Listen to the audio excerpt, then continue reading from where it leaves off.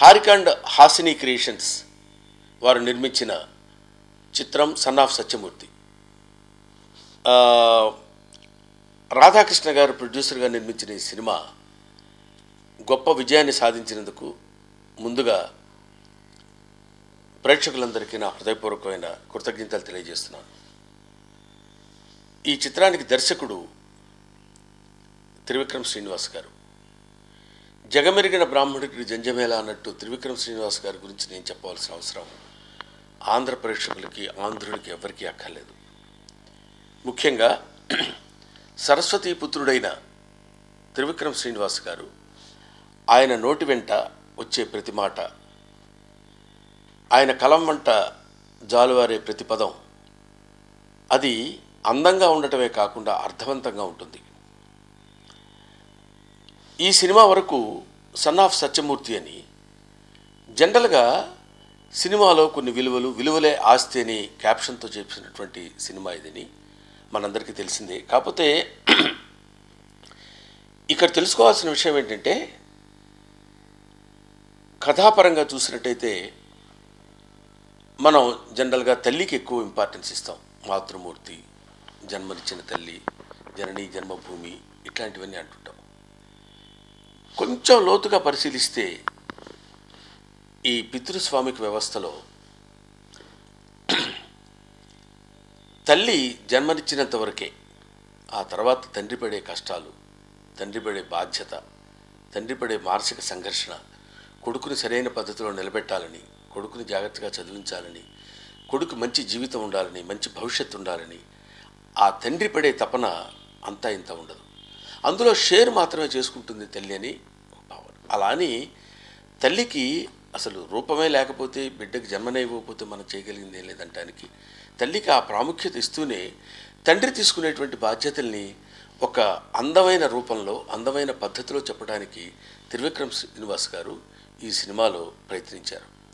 ఆ ప్రయత్నం 100% సఫలీకృతమైందని అనుకోవాలి మనకి. ఎందుకంటే నచ్చి తెచ్చుకునే బాధ్యత భార్య, మొయ్యాలనిపించే బరువు పిల్లలు, ఎప్పుడూ మర్చిపోలేని జ్ఞాపకం నాన్న అంటాడు. ఇలాంటి మాటలు సినిమా నిండా ఒక చోట ఉంది, ఒక చోట లేదని కాకుండా తండ్రి కొడుకుల అనుబంధం కానీ, స్నేహితుల మధ్య జరిగే అనుబంధం కానీ, బావమరుదుల మధ్య జరిగే అనుబంధం కానీ, మామాలుల మధ్య జరిగే అనుబంధం కానీ, మానవీయ సంబంధాలన్నింటినీ అత్యంత శక్తివంతంగా, రమణీయంగా ఈ సినిమాలో తీర్చి చెప్పాడు. ఇది కథకి సంబంధించినంత వరకు హాయిగా, ఆనందంగా నడుపుతూ కేవలం కామెడీనో, లేకపోతే ఫైట్స్, లేకపోతే డ్యాన్సెస్ ఏవో వాటికే ప్రాధాన్యతని కాకుండా, వీటన్నిటితో పాటు కథ ఉండటం కాకుండా, కథతో పాటు ఇవన్నీ ఉండే విధంగా ప్రయత్నం చేసి తను చేసినటువంటి ఈ సినిమా ఒక అద్భుతమైనటువంటి విజయాన్ని సాధించిందంటే, తెలియని లోపల ఎక్కడో కరెంట్ మనల్ని ఆకర్షించగలిగేటువంటి పాయింట్ ఏదో ఒకటి ఉంది. అది మిమ్మల్ని ఆకర్షించింది. అందుకే మీరు చూస్తున్నారు. మీరు ఒక్కరు చూడటమనే కాకుండా కుటుంబం యావత్తు కలిసి ఎవరికొన్నా 1 టికెట్ 2 టికెట్లు ఇవ్వడం అనేది కాకుండా ఓ 10 ఇవ్వండి, 15 ఇవ్వండి అని అడుగుతున్నారంటే అది కుటుంబం అంతా చూడాలనుకునేటువంటి సినిమా. ఇతర సినిమాల్లో మాటల్లో కానీ, చేతల్లో కానీ, దృశ్యాల్లో కానీ ఎక్కడ ఎటువంటి అశ్లీలం దొర్లినట్టు కనిపించదు కూడా. అటువంటి మహా అద్భుతమైనటువంటి సినిమా, చాలా మంచి సినిమా, హాయిగా అనుబంధాల మధ్య తిరిగే సినిమా. ఒక పెద్ద ప్యాలెస్ కాదు ఇది, అందమైన ఇల్లు ఈ సినిమా. ఈ సినిమాను మనం చూడాలి, ఒక పాయింట్. రెండోది, ఈ సినిమాలో బన్నీ మీ అందరికీ తెలుసు, ఒక అద్భుతమైన డ్యాన్సర్, బ్రహ్మాండమైన ఫైటర్, బ్రహ్మాండమైన పెర్ఫార్మర్, చాలా కష్టపడి పనిచేసే హీరో అని మనందరికీ తెలిసిన విషయం. ముఖ్యంగా వీటన్నిటినీ కొద్ది సమపాళ్లలో రంగరించుకుంటూ వచ్చేవాడు. ఈ సినిమాలో యాక్టింగ్కి, పెర్ఫార్మెన్స్కి, సెంటిమెంట్ సీన్స్కి తను చూపించినటువంటి శ్రద్ధ, తను ఇచ్చినటువంటి పెర్ఫార్మెన్స్ హైలైట్. ఇంత గొప్పగా యాక్ట్ చేస్తాడా అర్జున్, ఇంత గొప్పగా యాక్ట్ చేస్తాడా బన్నీ. ఫైట్స్తే కాకుండా ఇతరమైనటువంటి క్వాలిఫికేషన్స్లో ఇంత గొప్పవాడా అనే ఆలోచన ఇటు ప్రేక్షకుల్లో కలిగించే విధంగా చేశాడు. ఫ్యాన్స్లో ముందు అది కొంచెం ఇబ్బందికరంగా ఉన్నా, ఎందుకంటే మా బాస్ బ్రహ్మాండంగా ఫైట్స్ చేయాలి, డాన్సులు చేయాలి, అవి చేయాలి అనుకునేవాడు ఇలా కనిపించేసరికి కొద్దిగా డైజెస్ట్ అవ్వడానికి కష్టమైనా, ఆహా ఎంత గొప్ప నటుడు మా బాస్, మా హీరో అని ఫ్యాన్స్ అనుకునే విధంగా ఆ మార్క్స్ అన్నీ కొట్టేసినటువంటి వాడు బన్నీ. ఆ తర్వాత సమంత గురించి మనం చెప్పాల్సిన అవసరం లేదు. అమ్మాయి యాక్ట్ చేస్తున్నట్టు ఎప్పుడు అనిపించదు, ఎప్పుడు బిహేవ్ చేస్తున్నట్టే ఉంటుంది, ఆ క్యారెక్టర్కి అలా చేస్తున్నట్టు అనిపిస్తుంది. తర్వాత డైరెక్టర్ ఇక్కడ చూపించినటువంటి ఒక అద్భుతమైన విషయం ఏంటంటే, హీరోయిన్ అనగానే మంచి అందంగా కనపడాలి, ఇంకా ఏవేవో కనపడాలి, ఇవన్నీ కనపడి ఆ అమ్మాయి పిచ్చి వేషాలు వేస్తే, ఆ పిచ్చి వేషాలు అనే పదం మనం వాడకూడదేమో నాకు తెలియదు, ఆ అమ్మాయి ఇంకో రకంగా కనపడితే, మన కంటికి ఇంపుగా కనపడితే ఈ అమ్మాయి హీరోయిన్ అనేటువంటి ఒక దృష్టితో మనం హీరోయిన్ చూసే రోజుల నుంచి ఆ అమ్మాయి షుగర్ పేషెంట్ అని చెప్పి, ఏ హీరోయిన్కి షుగర్ ఉండకూడదా అని మనం అనుకుంటే అది చాలా కష్టం అండి, మీకు తెలియదు, ఎందుకంటే ప్రేక్షకులు ఒప్పుకోరు. హీరోయిన్ షుగర్ ఏంటండి, అలా కాదు, హీరోయిన్ అంటే హీరోయిన్గా అందంగా ఉండాలి, ఆ డ్యాన్స్లో అవన్నీ ఉంటే తప్ప యాక్సెప్ట్ చేయరు అనుకునే దానికి దర్శకుడు ఎంత ధైర్యం చేసి ఉండాలో ఆలోచించండి. అతనికి మానసికంగా ఎంతో ధైర్యం ఉంటే తప్ప ఆ క్యారెక్టర్ మీద, ఆ క్యారెక్టర్ కన్విక్షన్ మీద ఒక అద్భుతమైన గ్రిప్ ఉంటే తప్ప ఆ ఛాలెంజ్ తీసుకోడు. అలాగా హీరో హీరోయిన్ దేవిశ్రీ ప్రసాద్ చెప్పిందే అద్భుతమైన సంగీతం, చాలా మంచి సంగీతాన్ని ఆయన ఇస్తాడని తెలుసు, ఇచ్చాడు అనేది తెలుసు.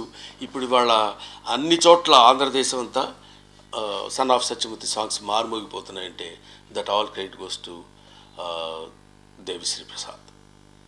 వీటన్నిటి యొక్క కలయిక. ఇకపోతే ఆర్టిస్టులు, బోళ్ళంతమంది ఆర్టిస్టులు అండి. ఏంటండి అంటే, ఇప్పుడు మన గమ్మత్తైన సైకాలజీ ఏంటంటే, మంచి సినిమాలు రావట్లేదండి అంటాం, వస్తే చూడం.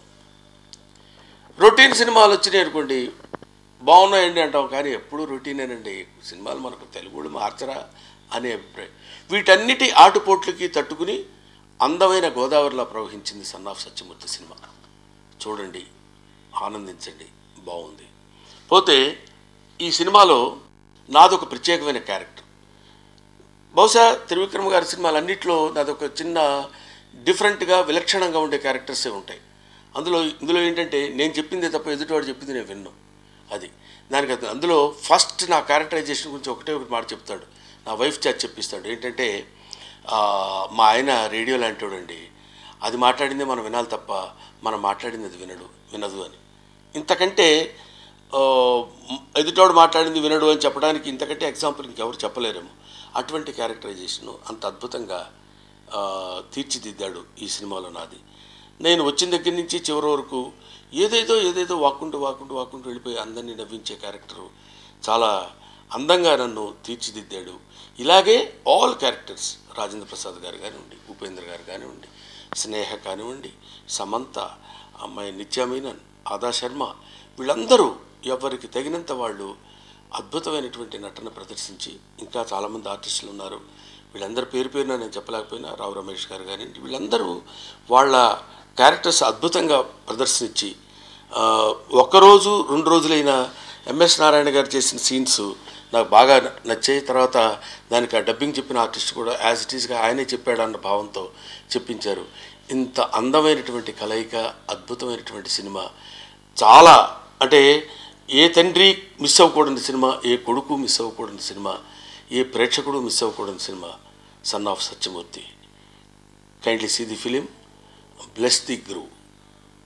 Thank you very much.